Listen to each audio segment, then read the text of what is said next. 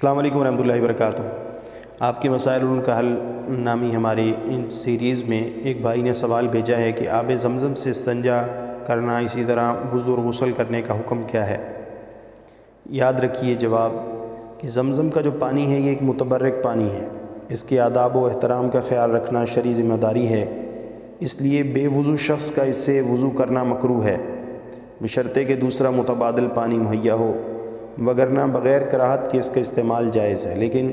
غسل جنابت ہر حال میں کراہت سے خالی نہیں اور نہ اس سے استنجا کرنا بلا کراہت جائز ہے۔ ہاں، اگر باوضو شخص اس سے تبرک کے طور پر وضو کرے یا پاک بدن والا شخص اس سے غسل کرے تو پھر اس میں کسی قسم کی کوئی کراہت نہیں اور اس کو استعمال آرام سے کیا جا سکتا ہے۔